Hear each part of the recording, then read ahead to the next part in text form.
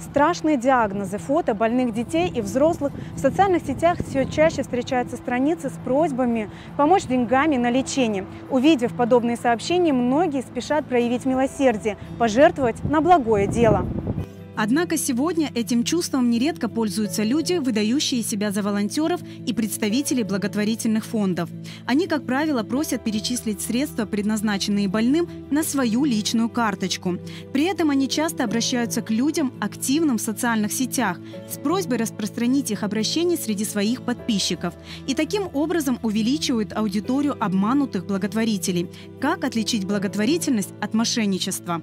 Если мы определились с организатором сбора, что это либо благотворительный фонд, либо это волонтер, либо это нуждающийся, следующее, что мы должны проверить, на какую карту и счет собираются средства. Если это благотворительный фонд, то это будет карта и реквизиты определенного благотворительного фонда.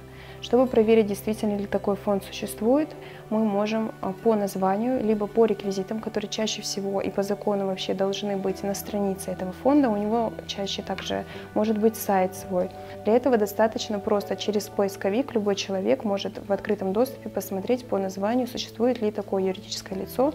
Там будет даже указана дата открытия этого фонда, либо неважно, какая-то может быть другая некоммерческая организация, форма, мы можем проверить вот так онлайн. Если это волонтер, который не относится к какой-либо организации, проверить мы его не можем. И третий вариант, если это нуждающийся или личная страница нуждающегося, либо его родственников, который открыл временный краткосрочный сбор на какую-то определенную одну цель, тогда мы, конечно, можем проверить, мы смотрим, чтобы эта страница была живой. Лучше всего это, конечно, обращение от лица на видео. Проверяем, что страница, допустим, есть ли комментарии, есть ли истории. Осторожность при перечислении средств в помощь больным людям нужна и по другой, очень важной причине. Мы должны также убедиться в безопасности сбора, потому что бывают такие случаи, они есть реально на практике, когда организатором сбора является лицо, которое признано террористом либо экстремистом на территории, например, Российской Федерации. Окажется так, что мы приняли участие, стали соучастниками преступления, и это может быть признано софинансированием террористической или экстремистской деятельности. Это уголовная статья. С первого взгляда даже не подумаешь, что подобные сборы – обман. Но порой жертвами нечистоплотных людей становятся сами нуждающиеся, попавшие в сложные жизненные ситуации. К примеру, когда лжеволонтер предлагает им схему, когда часть собранной суммы он оставит себе, как компенсацию за труды. Либо мошенник просто утаивает в своих финансовых интересах такую схему. Как правило, это бывает, когда сбор пожертвований уже закрыт, но средства продолжают поступать на банковскую карточку. На практике есть такие случаи, мы это знаем, да, со слов нуждающихся мамочек, которые собирают, и к ним обращаются разные волонтеры с желанием помочь, а по факту оказывается, что они предлагают какую-то сумму оставить волонтеру. При этом народ, общественность не знает даже о том, что такие предложения поступают этому нуждающемуся. И, собирая деньги, думают, что вся сумма поступает именно нуждающемуся. Бывает указано волонтер и номер его карты при каких-либо сборах. Вот это самая сложная ситуация. В таком случае нам сложнее всего проверить вообще достоверность, безопасность и добросовестность сбора. Волонтер, когда предлагает помощь нуждающемуся, он озвучивает, что он соберет сумму и передаст нуждающемуся.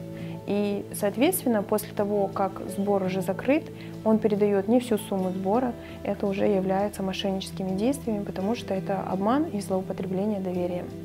Также очень помогает огласка.